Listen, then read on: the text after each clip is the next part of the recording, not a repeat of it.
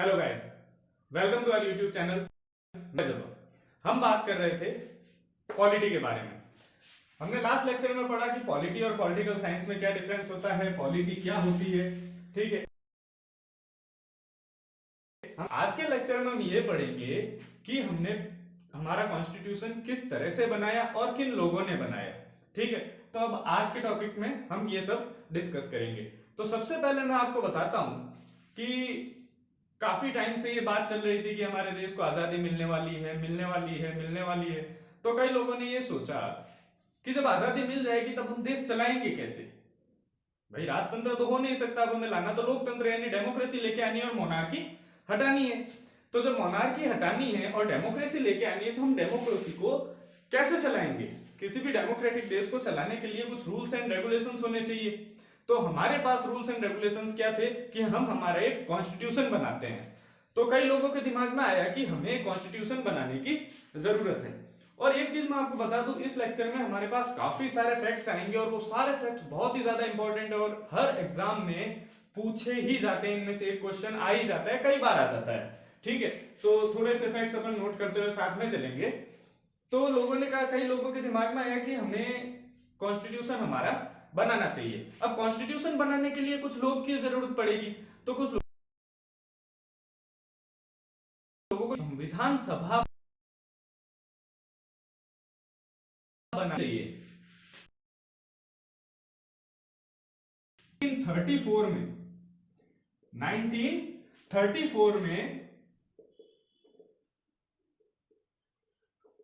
M N Roy ने सबसे पहले आइडिया दिया संविधान सभा का, यानी कि कॉन्स्टिट्यूएंट असेंबली का। कॉन्स्टिट्यूएंट असेंबली को मैं यहां पर सीए से डिनोट कर रहा हूं, तो आप आगे समझ जाना। सबसे पहले 1934 में एम एन रॉय ने कॉन्स्टिट्यूएंट असेंबली का आइडिया दिया। इन्होंने कहा कि भाई हमारी कॉन्स्टिट्यूएंट असेंबली होनी चाहिए जो संविधान बनाए, ताकि देश के आजाद होने के बाद हम उस संविधान के अनुसार आगे काम कर सकें। ठीक है, उसके बाद 1934 में एम एन रॉय ने दिया और उसके एक साल बाद ही, एक साल के अंदर ही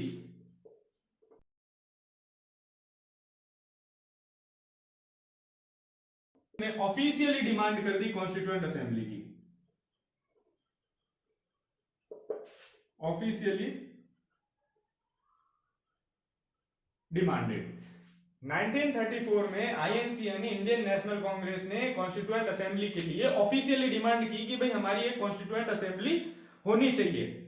और ये डिमांड जो है वो एक्सेप्ट हुई 1940 में जाके। 1940 में जाके हमारी कॉन्स्टिट्यूएंट असेंबली की डिमांड जो है, जो कि कांग्रेस ने 1935 में डिमांड की थी ऑफिशियली, वो 1940 में जाकर एक्सेप्टेड हुई। किसके अंतर्गत? अगस्त ऑफर के अंतर्गत डिमांड एक्सेप्टेड।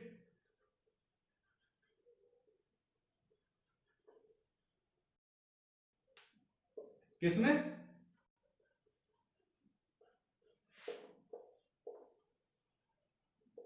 अगस्त ऑफर में।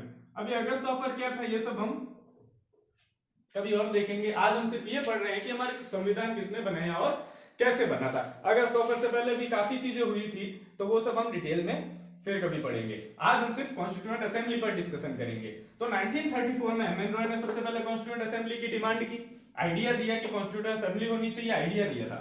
उसके बाद आईएनसी ने ऑफिशियली डिमांड की 1935 में, 1935 में कि कॉन्स्टिट्यूएंट असेंबली होनी चाहिए। और ये डिमांड जो है 1940 में जाकर एक्सेप्ट हुई। अंग्रेजों ने कहा, ब्रिटिशर्स ने कहा कि ठीक है, आपकी ऑफिशियली जो है ये कॉन्स्टिट्यूएंट असेंबली की डिमांड है, ये हम मानते हैं।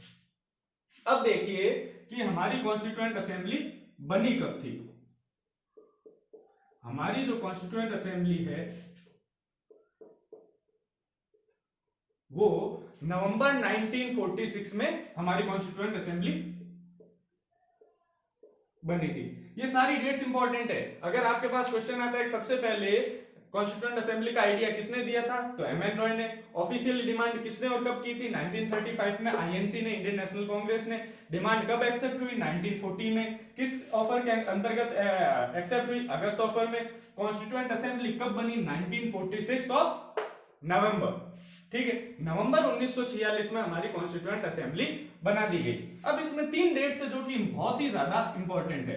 देखिए ये तीन डेट्स हमेशा इनमें से कई बार काफी सारे एग्जाम्स में आपको इन डेट्स में से एक क्वेश्चन जरूर मिलेगा। सबसे जो पहली डेट है, इसमें तीन बातें हैं, एक तीन डेट आएगी हमारे पास, 9, 11 और 13। ये तीन डेट आपको याद रखनी है, 9 दिसंबर, 11 दिसंबर और 13 दिसंबर 1946। सबसे पहले हम बात करते हैं 9 दिसंबर 1946, यानी लगभग नवंबर के बाद, एक महीने के बाद। यहां पर इसको बोलते, ये कह सकते हैं हमारी कॉन्स्टिट्यूएंट असेंबली की फर्स्ट मीटिंग थी। फर्स्ट मीटिंग कब थी? 1946 को हमारी कॉन्स्टिट्यूएंट असेंबली की फर्स्ट मीटिंग थी। क्या हुआ था कि 1946 को हमारी कॉन्स्टिट्यूएंट असेंबली की फर्स्ट मीटिंग थी, इसमें सब जने मिले थे। अब इस मीटिंग से पहले मैं आपको कुछ एक चीज बताना चाहता हूं, लिख देता हूं। कॉन्स्टिट्यूएंट असेंबली 9 दिसंबर की जो पहली मीटिंग हुई थी, उससे पहले मैं आपको यह बताना चाहता हूं कि कॉन्स्टिट्यूएंट असेंबली में कितने मेंबर थे और वो किस तरह से थे। तो कॉन्स्टिट्यूएंट असेंबली जब हमारी बनी तो उसमें 389 मेंबर्स थे, यानी 389 लोगों से मिलकर हमारी कॉन्स्टिट्यूएंट असेंबली बनी थी। इसमें से अगर मैं बात करूं तो 296 तो थे ब्रिटिश इंडिया से और 93 थे प्रिंसली स्टेट से। ठीक है, 389 में से 296 थे ब्रिटिश इंडिया से और 93 थे प्रिंसली स्टेट से। ये मिला के हमारी 389 की कॉन्स्टिट्यूएंट असेंबली थी। ये आप हमेशा ध्यान रखना। इसमें से 90 मेंबर कम हो गए थे क्योंकि वो पाकिस्तान में चले गए थे। ठीक है, पाकिस्तान की साइड से। अब अगर अपन बात करते हैं 9 दिसंबर 1946 को क्या हुआ, यानी कि पहली मीटिंग में क्या हुआ था, तो सबसे पहले तो इस मीटिंग के अंदर हम याद रखेंगे कि ये 9 दिसंबर 1946 को हुई थी। अगर आपके पास क्वेश्चन आता है कि संविधान सभा की पहली मीटिंग कब हुई थी, तो 9 दिसंबर 1946 यानी 9 दिसंबर 1946 को हुई थी। अब अगर अपन इसमें बात करें तो केवल और केवल 211 मेंबर्स ने पार्टिसिपेट किया था। ये पहला पॉइंट हो गया आपके पास। दूसरा पॉइंट,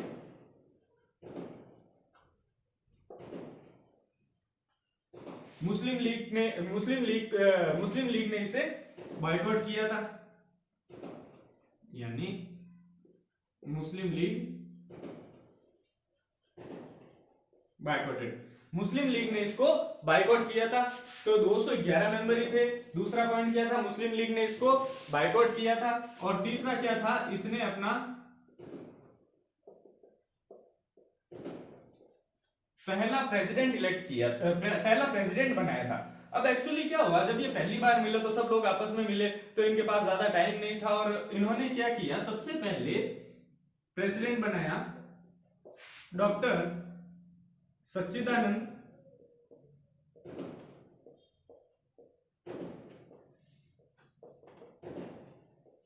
सिन्हा को, डॉक्टर सच्चिदानंद सिन्हा को। ये टेम्परेरी प्रेसिडेंट थे, ये याद रखना, क्योंकि इलेक्टेड प्रेसिडेंट नहीं थे। बस ठीक है, सबसे एजेड थे, सबसे एक्सपीरियंस थे, तो इनको प्रेसिडेंट बना दिया गया था, लेकिन ये पहले इलेक्टेड प्रेसिडेंट नहीं थे। ठीक है, ये तीन काम हुए थे हमारे पहली मीटिंग में, यानी 9 दिसंबर 1946 को तीन काम हुए थे। क्या हुए थे, 211 मेंबर्स ने पार्टिसिपेट किया था, मुस्लिम लीग ने बायकॉट किया था और एक टेम्परेरी प्रेसिडेंट बनाए गए थे। वो कौन थे, डॉक्टर सच्चिदानंद सिन्हा को। ये बात थी हमारी 9 दिसंबर 1946 की। अब हम बात करेंगे 11 दिसंबर 1946 की। मैंने बताया था तीन डेट है, 9, 11 और 13, तो 9 हो गई हमारी। अब हम बात करते हैं 11 दिसंबर की।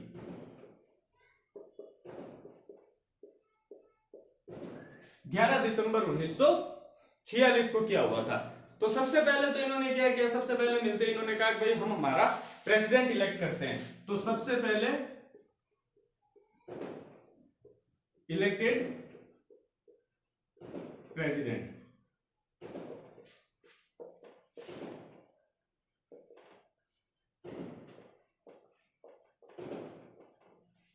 डॉक्टर राजेंद्र प्रसाद। ये हमारे पहले इलेक्टेड प्रेसिडेंट थे, किसके, इंडिया के तो थे ही ये वो तो बाद में बने, लेकिन पहले संविधान सभा के इलेक्टेड प्रेसिडेंट थे। अब क्या होता है, कई बार ये क्वेश्चनर क्या करता है कि ये पूछता है, क्वेश्चन आपका ऐसा होता है कि इनमें से कौन सा पहला इलेक्टेड प्रेसिडेंट था संविधान सभा का। तो इलेक्टेड प्रेसिडेंट तो कौन है, राजेंद्र प्रसाद। और अगर आपसे सीधा ये पूछे कि पहला प्रेसिडेंट कौन था, तो वो थे डॉक्टर सच्चिदानंद सिन्हा। इसमें पहले सबसे पहले तो प्रेसिडेंट इलेक्ट किए, फिर इलेक्ट किए vice president. Vice president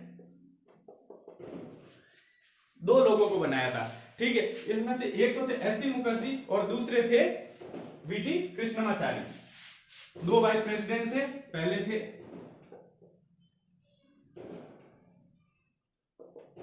H C Mukherjee, दूसरे थे वीटी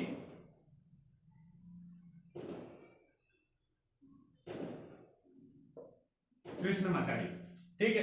तो 11 दिसंबर को क्या हुआ, इन्होंने सबसे पहले elected president doctor Rajendra Prasad, elected vice president H C Mukherjee and V T Krishnamachari. ये चीज हुई थी 11 दिसंबर को। अब हम बात करते हैं 13 दिसंबर की। 13 दिसंबर को कुछ खास नहीं, बस इतना सा हुआ था कि जवाहरलाल नेहरू ने ऑब्जेक्टिव रिजोल्यूशन पेश किया था।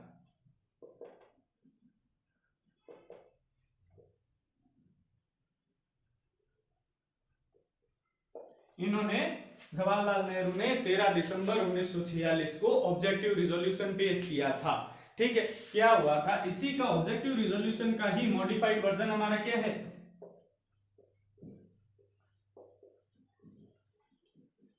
प्रीएम्बल है, यानी हमारे संविधान की प्रस्तावना है। किसका, ऑब्जेक्टिव रिजोल्यूशन का ही मॉडिफाइड वर्जन जो है वो हमारा प्रीएम्बल है। अब देखिए 13 दिसंबर 1946 को जवाहरलाल नेहरू ने ऑब्जेक्टिव रिजोल्यूशन पेश किया संविधान सभा के सामने कि भाई ये ऑब्जेक्टिव रिजोल्यूशन होना चाहिए। मोस्टली इसमें वही सारी बातें हैं जो हमारे प्रीएम्बल में लिखी हुई, यानी हमारी जो प्रस्तावना में लिखी हुई है, ठीक है। अब इसके बाद 22 जनवरी 1947 को ये ऑब्जेक्टिव रिजोल्यूशन एडॉप्ट कर लिया गया कि हाँ भाई ऑब्जेक्टिव रिजोल्यूशन क्या होता है कि हमारी जो भी कार्यशैली होगी वो हम इस डायरेक्शन में काम करेंगे, यानी कि इस डायरेक्शन में हमारा संविधान बनेगा। हमारे प्रीएम्बल में भी क्या लिखा हुआ है, एस्पिरेशंस है, आइडियाज है हमारे, सेक्युलर होना, वो सेक्युलर होगा, रिपब्लिक होगा, सेक्युलर रिपब्लिक और सोशलिस्ट कंट्री होगी। इस तरह से ये सारी चीजें ऑब्जेक्टिव रिजोल्यूशन में लिखी हुई थी। फिर इसको कुछ मॉडिफाई करके हमारा प्रीएम्बल बनाया गया। और मैं बात करूं ऑब्जेक्टिव रिजोल्यूशन कब लाया गया, सबसे पहले तो ये लाया गया 13 दिसंबर 1946 को। कब इसको एडॉप्ट किया गया, तो एडॉप्ट किया गया इसको 22 जनवरी 1947 को। तो ये चीज हुई थी हमारी 13 दिसंबर को। तो सबसे पहले अगर हम 3 डेट्स की बात करें तो 9 दिसंबर को क्या हुआ था, 9 दिसंबर 1946 को सबसे पहले इन्होंने टेम्परेरी प्रेसिडेंट सेलेक्ट किया था। कौन थे वो, डॉक्टर सच्चिदानंद सिन्हा। 211 ही मेंबर थे और मुस्लिम लीग ने इसको बाइकआउट किया था। फिर अगली डेट आई 11 दिसंबर 1946। 11 दिसंबर 1946 को इन्होंने क्या किया, elected president doctor Rajendra Prasad, elected vice president H C Mukherjee और वीटी कृष्णमाचारी। और फिर तीसरी डेट 13 दिसंबर 1946 ऑब्जेक्टिव रिजोल्यूशन पेश किया जवाहरलाल नेहरू ने, जो कि एडॉप्ट किया गया 22 जनवरी 1947 को, ठीक है। अब अपन बात करेंगे कि अब ये तो संविधान सभा बन गई कि भाई इसके प्रेसिडेंट भी इलेक्ट हो गए, इनका ऑब्जेक्टिव रिजोल्यूशन भी बन गया, इनके वाइस प्रेसिडेंट भी हो गए, इनके मेंबर्स भी आ गए। अब हम बात करेंगे कि फिर इसके फंक्शंस क्या क्या थे, इसके जो मेजर फंक्शन की हाँ भाई इन्होंने ये चीजें की वो क्या क्या थी, वो एक बार हम देखेंगे। और ये इसके अंदर भी सारी डेट्स हैं और फैक्ट्स हैं जो कि कई सारे एग्जाम में डायरेक्ट पूछे जाते हैं। तो अगर मैं बात करूं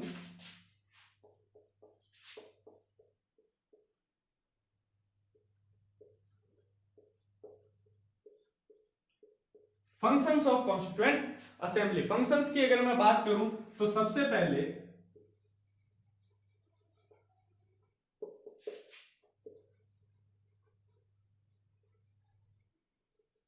ratified membership of India in Commonwealth। Commonwealth countries जो थी, ठीक है, उनमें हमारी इंडिया कॉमनवेल्थ कंट्रीज का पार्ट होगा या नहीं, ये रेटिफाई किसने किया, रेटिफाई नहीं, ये पुष्टि किसने की कि भाई हाँ भाई हम भी कॉमनवेल्थ का पार्ट है, कॉन्स्टिट्यूएंट असेंबली ने। इन्होंने ही डिसाइड किया था कि हाँ हम भी कॉन्स्टिट्यूएंट असेंबली का पार्ट होंगे, ठीक है। और ये कब किया था, मई 1949।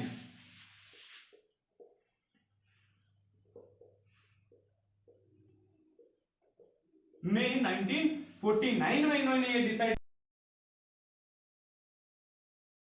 किया। दूसरी अगर अपन बात करें तो हमारा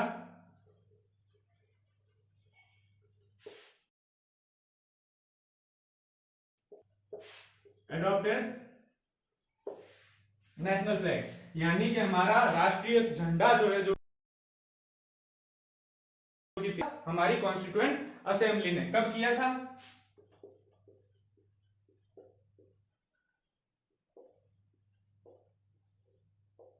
22 जुलाई 1947 को। और उसके जस्ट अगले महीने ही हमें आजादी मिल गई थी, यानी अगस्त में तो हमें आजादी मिल गई थी। तो 22 जुलाई 1947 को ही हमने हमारा राष्ट्रीय ध्वज जो है, नेशनल फ्लैग, उसको एडॉप्ट किया था। दो काम इन्होंने और किए थे।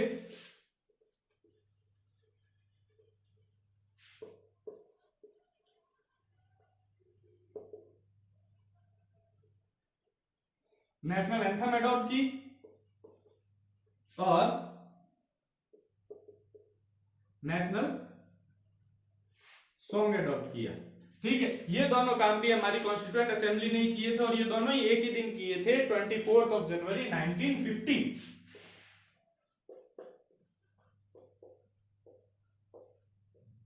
1950 में हमारा नेशनल एंथम और नेशनल सॉन्ग डिसाइड किया गया था।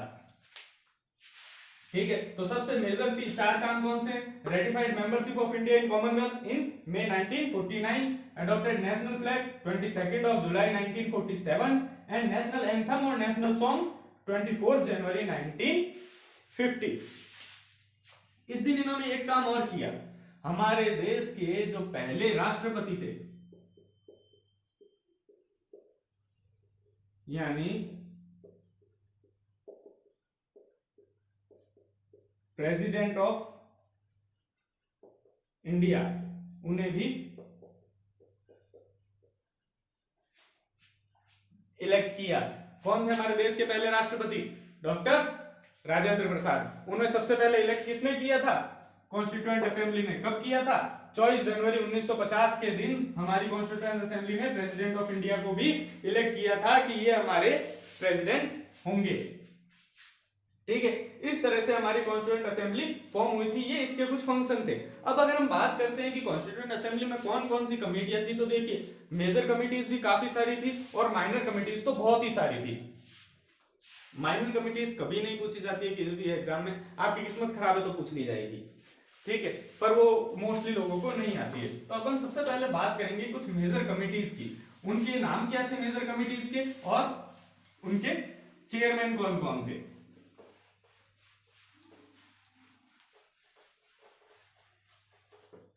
तो हम सबसे पहले बात करते हैं major committees of constituent assembly.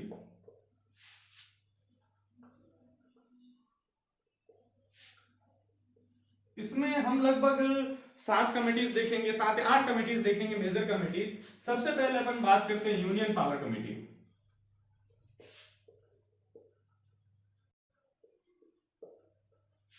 इसके चेयरमैन कौन थे? नेहरू जी। जवाहरलाल नेहरू चेयरमैन थे यूनियन पावर कमेटी के। ये कमेटियां और इनके चेयरमैन आपको याद रखने पड़ेंगे, क्योंकि ये बहुत ही इंपॉर्टेंट है और एग्जाम में पूछे भी जाते हैं, चाहे वो सब्जेक्टिव हो, चाहे ऑब्जेक्टिव एग्जाम में एमसीक्यू वाला हो, चाहे थ्योरी का एग्जाम हो, ये कमिटीज पूछी जाती है। सबसे पहले यूनियन पावर कमेटी, जिसके चेयरमैन कौन थे? नेहरू। सेकंड अगर अपन बात करें तो यूनियन कॉन्स्टिट्यूशनल कमेटी, इसके चेयरमैन भी कौन थे? जवाहरलाल नेहरू। तीसरी बात करें provincial constituent committee,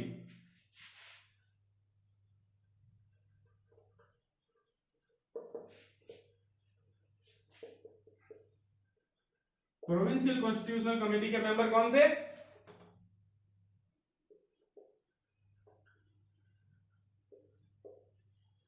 Sardar Patel, यानी कि सरदार वल्लभ भाई पटेल किसके चेयरमैन थे? प्रोविंशियल कॉन्स्टिट्यूशनल कमेटी के। अब अगर अपन बात करते हैं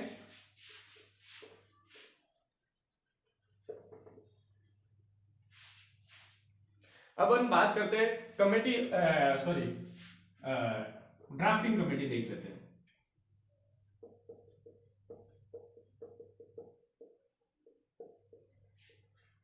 इसके चेयरमैन कौन थे?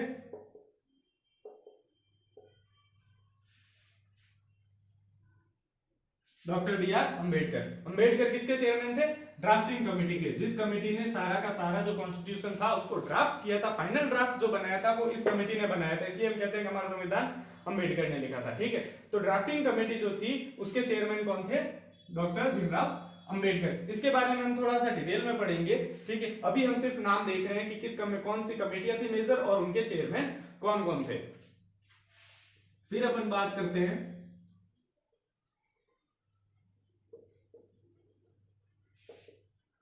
Advisory committee on fundamental rights. FR का मतलब है fundamental rights.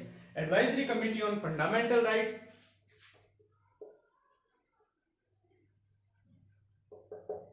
Minorities and tribal areas. Advisory committee on fundamental rights, minorities and tribal and excluded area भी। एंड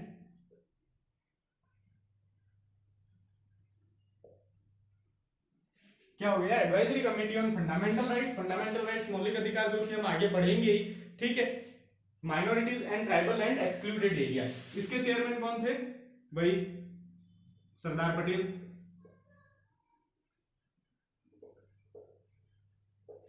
ठीक है, तो ये मेजर 5 कमेटियां हो गई। Union committee Nehru, union constitutional committee Nehru, provincial constitutional committee Sardar Patel, drafting committee doctor Bhimrao Ambedkar, advisory committee fundamental rights, minorities and tribal and excluded area, इसके chairman कौन थे? सरदार पटेल। एक committee rules of procedure committee.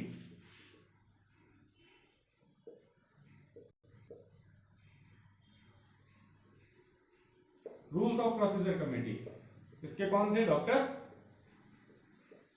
Rajendra Prasad. इसके चेयरमैन कौन थे? डॉक्टर राजेंद्र प्रसाद। फिर एक बस्ती है स्टेट्स कमेटी और स्टीयरिंग कमेटी।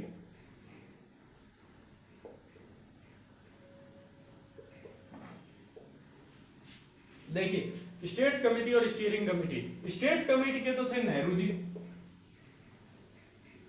और इसके थे डॉक्टर राजेंद्र प्रसाद। तो ये 8 हमारी मेजर कमिटीज थी। मेजर कमिटीज कौन कौन सी? Union power committee Nehru ji, union constitutional committee वापस Nehru ji, provincial constitutional committee Sardar Patel, drafting committee doctor B R Ambedkar, advisory committee on fundamental rights, minorities, tribal and excluded area Sardar Patel, rules of procedure committee doctor Rajendra Prasad, states committee Jawaharlal Nehru, steering committee doctor Rajendra Prasad. तो ये थी हमारी major committees constituent assembly की, जिन्होंने मिलकर constitution बनाया था। इसके अलावा भी थी कुछ और माइनर कमिटीज तो बहुत सारी थी, जैसे फ्लैग अडॉप्ट करने के लिए भी कमेटी बनाई गई थी, एंथम के लिए भी कमेटी बनाई गई थी। तो माइनर कमिटीज तो बहुत सारी थी।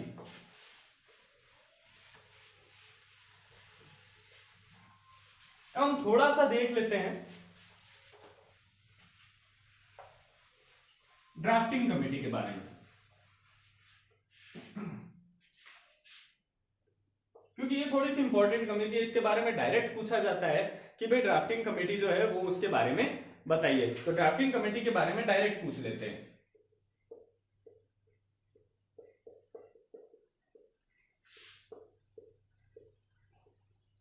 ड्राफ्टिंग कमेटी जो है वो हमारी को 29 अगस्त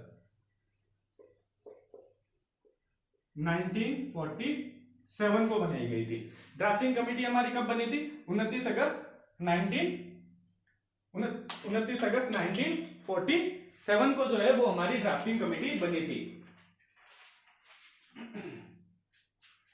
अब सबसे पहले हमें इसमें मेंबर्स थे, उन मेंबर्स के नाम हमें याद रखने पड़ेंगे। सबसे पहले मेंबर थे डॉक्टर भीमराव अंबेडकर, जो कि क्या थे? चेयरमैन थे। दूसरे थे एन गोपालास्वामी अयंगर। सबसे पहले थे अंबेडकर, दूसरे थे एन गोपालास्वामी अयंगर, तीसरे थे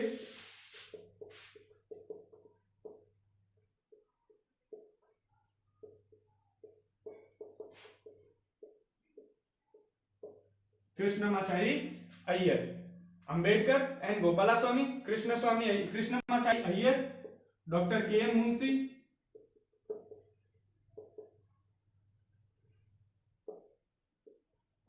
फिर सैयद महमूदुल सादुल्ला मोहम्मद, सैयद मोहम्मद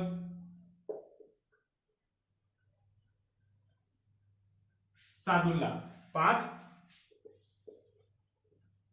6 और 7, इसके 2 मेंबर और थे, छठे थे एन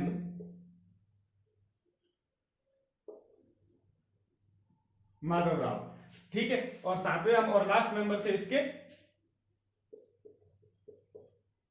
टीटी कृष्णमाचारी।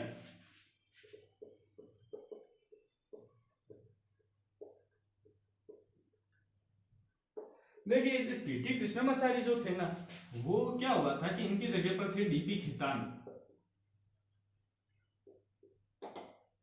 पर इनकी हो गई थी डेथ, तो इनकी डेथ की वजह से इनको रिप्लेस किया था टीटी कृष्णमाचारी ने। किसने किया था? टीटी कृष्णमाचारी ने। किसको रिप्लेस किया था? डीपी खेतान को। इसी तरह से यहां पर थे बीएल मित्तर, बीएल मित्तर इन्होंने रिजाइन कर दिया था,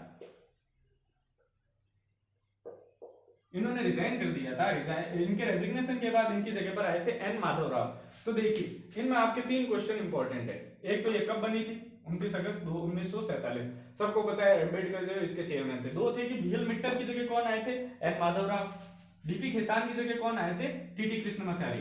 बीएल मित्तर ने रिजाइन कर दिया था और डीपी खेतान की डेथ हो गई थी, जिसकी वजह से कि हमारे डीपी खेतान की डेथ की वजह से टीटी कृष्णमाचारी आए थे। अब देखिए एक छोटा सा एक 2 लाइन के फैक्ट मैं आपको और बता देता हूं।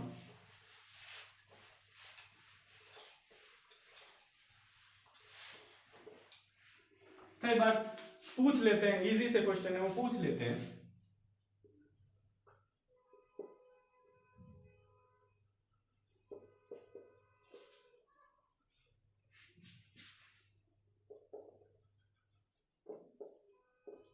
हमारे कॉन्स्टिट्यूशन को बनने में 2 साल 11 महीने और 18 दिन लगे थे, ठीक है। ये कुछ छोटे से फैक्ट हैं।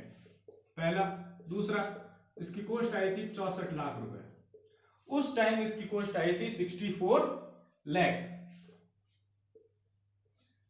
तीसरी बात करें तो ये कंप्लीट कब हुआ था? ये कंप्लीट हुआ था 26 नवंबर 1949। और इसको लागू कब किया गया था, यानी इसको इंप्लीमेंट कब किया गया था? 26 जनवरी 1950, 26 जनवरी 1950, जबकि हमारा क्या होता है? लोकतंत्र दिवस मनाया जाता है, क्योंकि इस दिन हमारा संविधान लागू किया गया था।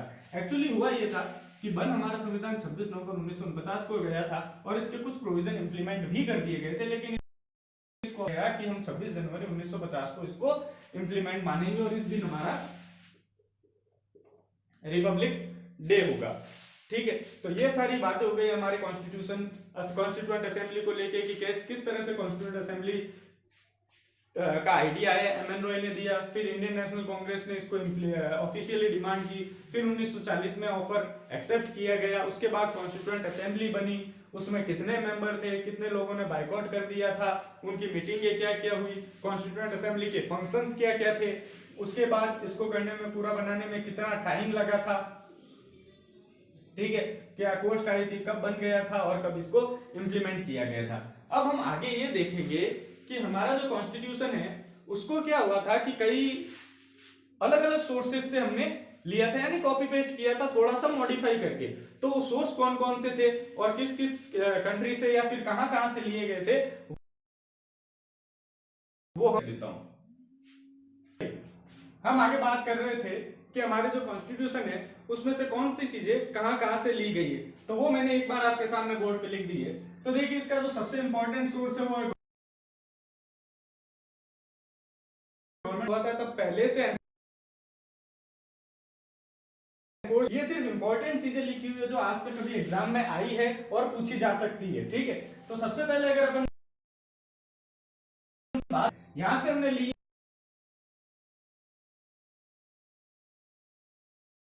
कवर करेंगे पूरा क्या फेडरल स्कीम होती है, ठीक है, और इस बारे में। सेकंड, ऑफिस ऑफ गवर्नर, हमारे यहाँ पर जो गवर्नर का ऑफिस होती है, गवर्नर का ऑफिस होता है, वो भी हमने कहां से लिया है, उसकी थीम हमने 35 से। और वो जो इमरजेंसी कहां से लिए, गवर्नमेंट ऑफ इंडिया एक्ट 1935। फिर अपन बात करते हैं जर्मनी से। जर्मनी से अपन ने लिया है suspension of fundamental rights due emergency, यानी कि जब इमरजेंसी लगती है तब हमारे कई फंडामेंटल राइट्स जो है उसका सस्पेंशन कर दिया जाता है, उसको सस्पेंड कर दिया जाता है। वो ये जो हमने कॉन्सेप्ट है, ये कहां से लिया है, जर्मनी से। फिर देखिए इंग्लैंड से, यानी यूके यानी ब्रिटेन, वहां से हमने सबसे पहले तो लिया है रूल ऑफ लॉ। हमारे यहाँ पर रूल ऑफ लॉ है, लॉ मेकिंग प्रोसेस, जो हमारा जो पार्लियामेंट्री सिस्टम है उसके अंदर जो लॉ मेकिंग प्रोसेस है, यानी कि कानून किस तरह से बनेंगे और कौन बनाएंगे, वो हमने कहां से लिया है, यूके से। और parliamentary system, obviously parliamentary system भी हमने यहीं से लिया। अब रूल ऑफ लॉ क्या होता है, पार्लियामेंट्री सिस्टम क्या होता है, प्रेसिडेंशियल सिस्टम क्या होता है, जैसे अमेरिका में प्रेसिडेंशियल सिस्टम है, यूएसए में, हमारे यहाँ पर पार्लियामेंट्री सिस्टम है। तो रूल ऑफ लॉ क्या होता है, पार्लियामेंट्री सिस्टम क्या होता है, ये सब भी हम आगे पढ़ते जाएंगे। तो इसमें जो भी सारी चीजें आ रही है वो हमारे आने वाले टॉपिक्स में भी कवर होती जाएगी। याद रखना है कि rule of law, law making process, parliamentary system हमने कहां से लिया है, हमने लिया है यूके से। अब बात करते हैं यूएसए से भी हमने काफी सारी चीजें अडॉप्ट की है, जैसे इंपीचमेंट ऑफ प्रेसिडेंट, यानी प्रेसिडेंट को किस तरह से इंपीच किया जा सकता है, कैसे हटाया जाता है प्रेसिडेंट को, ठीक है, वो पूरा प्रोसेस हमने यूएसए से लिया है। प्रीएम्बल का कॉन्सेप्ट जो है कि भाई एक कॉन्स्टिट्यूशन का प्रीएम्बल होना चाहिए, एज इट इज हमने प्रीएम्बल नहीं उठाया कि हाँ भाई एक कॉन्स्टिट्यूशन का प्रीएम्बल होना चाहिए, ये कॉन्सेप्ट भी हमने कहां से लिया है, यूएसए से। जुडिशियल रिव्यू हमारा जो भी लॉ बनता है, जो भी एक्ट होता है, उसका जुडिशियल रिव्यू कर सकते हैं। जैसे कई बार होता है कि गवर्नमेंट ने कोई एक्ट बनाया या कोई लॉ बनाया और जुडिशरी उसको स्क्रैप कर देती है, अवॉइड कर देती है जुडिशियल रिव्यू करने के बाद, तो इसको कहते हैं जुडिशियल रिव्यू। तो किसी भी एक्ट का, लॉ का, किसी भी चीज का जुडिशियल रिव्यू जो होता है, वो कॉन्सेप्ट हमने किससे लिया है, यूएसए से। Supreme commander of armed forces, हमारे देश में supreme commander of arm forces, हमारे देश में जो तीनों तरह की सेना है, जल थल वायु सेना, उनका सुप्रीम कमांडर कौन होता है, प्रेसिडेंट। तो ये supreme commander of armed forces president होगा, ये भी हमने किससे लिया है, यूएसए से। फिर हम बात करते हैं जो वाइस प्रेसिडेंट होता है, वो ex officio chairman of upper house, और हमारे यहाँ पर अपर हाउस कौन सा है, राज्यसभा। लोअर हाउस होता है लोकसभा और अपर हाउस होता है राज्यसभा, ठीक है। तो वाइस प्रेसिडेंट जो होता है वो ऑटोमेटिकली अपर हाउस यानी राज्यसभा का चेयरमैन होगा। ये कॉन्सेप्ट हमने कहां से लिया है, यूएसए से। एक्स ऑफिशियो का मतलब होता है, ये जो हमने वर्ड लिखा है एक्स ऑफिशियो, इसका मतलब ये होता है कि अगर वो वाइस प्रेसिडेंट है तो वो ऑटोमेटिकली राज्यसभा का चेयरमैन होगा। ये कह सकते हैं जो राज्यसभा का जो चेयरमैन होगा वही हमारा वाइस प्रेसिडेंट भी है, ठीक है। और फंडामेंटल राइट्स, अब फंडामेंटल राइट्स का जो कॉन्सेप्ट है वो भी हमने यूएसए से लिया। यूएसए में इसे एक्चुअली, ये फंडामेंटल राइट्स आपको प्रॉपर दिख नहीं रहा होगा इसलिए मैं बोल के बता रहा हूं, फंडामेंटल राइट्स का जो कॉन्सेप्ट है वो भी हमने यूएसए से लिया है।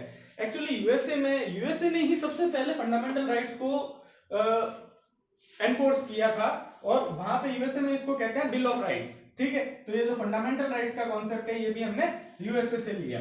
फिर आयरलैंड की बात करें तो आयरलैंड से हमने लिया इलेक्शन ऑफ प्रेसिडेंट, यानी प्रेसिडेंट का इलेक्शन किस तरह से होगा, प्रेसिडेंट को हम किस तरह से इलेक्ट करेंगे, वो आयरलैंड से लिया। अब इलेक्शन ऑफ प्रेसिडेंट का पूरा प्रोसेस है, जब हम प्रेसिडेंट वाला टॉपिक पढ़ेंगे तब हम इसे डिस्कस करते हुए चलेंगे।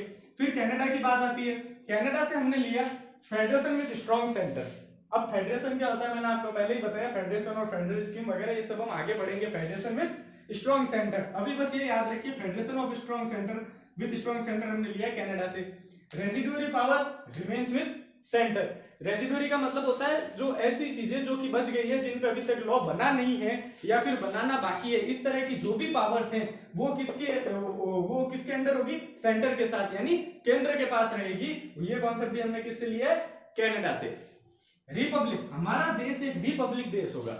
अब एक चीज बताइए, रिपब्लिक का मतलब क्या होता है, रिपब्लिक और डेमोक्रेसी में क्या डिफरेंस है, ठीक है। देखिए ये सारी चीजें, ये सारे जो भी वर्ड आ रहे हैं जिनका मतलब आपको नहीं पता है, हम आगे चलते हुए सारे डिस्कस होंगे। ये सारे टॉपिक वाइज जिस टॉपिक में आएंगे उसके साथ ही हम डिस्कस करते हुए चलेंगे। तो रिपब्लिक का जो कॉन्सेप्ट होता है वो हमने फ्रांस से लिया है। बेसिकली रिपब्लिक का मतलब होता है कि आपका जो हेड ऑफ स्टेट है वो इलेक्टेड होगा, वो हेरिडिटरी नहीं होगा। जिस तरह से इंग्लैंड में हेरिडिटरी होता है, जो वहां की क्वीन होती है वही हेड ऑफ स्टेट होती है, ठीक है। तो उस तरह से अपने यहाँ पर ऐसा नहीं है, अपने यहाँ पर हेड ऑफ स्टेट यानी जो प्रेसिडेंट है, प्रेसिडेंट को कहते हैं head of state. Prime minister head of state नहीं होता है, prime minister head of government होता है, हेड ऑफ स्टेट प्रेसिडेंट होता है। तो हमारा जो प्रेसिडेंट होता है वो इलेक्टेड प्रेसिडेंट होता है, वो किसी भी तरह से हेरिडिटरी नहीं होता है, ठीक है। तो उसको बोलते हैं रिपब्लिक। तो रिपब्लिक, हमारा देश रिपब्लिक होगा। ये कॉन्सेप्ट हमने किससे अडॉप्ट किया? फ्रांस से। फिर वोटिंग ऑफ 2/3 मेजोरिटी, जो हम कहते हैं कि स्पेशल बहुमत यानी विशेष बहुमत से जो चीजें पास होती है उसको कहते हैं वोटिंग ऑफ 2/3 मेजोरिटी। भी हम पढ़ेंगे किस किस टाइप की मेजोरिटी होती है, कौन कौन सी मेजोरिटी होती है, कैसे होती है, ये भी सब हम पढ़ेंगे। तो 2/3 मेजोरिटी का जो कॉन्सेप्ट है वो हमने साउथ अफ्रीका से लिया है। तो आज के लेक्चर के लिए इतना काफी है। आगे हम आगे की डिस्कशन करेंगे, जैसे फंडामेंटल राइट्स वगैरह, फंडामेंटल ड्यूटीज वगैरह, ये सारे हम टॉपिक धीरे धीरे शुरू करते जाएंगे, ठीक है। तो आज के लिए इतना काफी है। Thank you so much.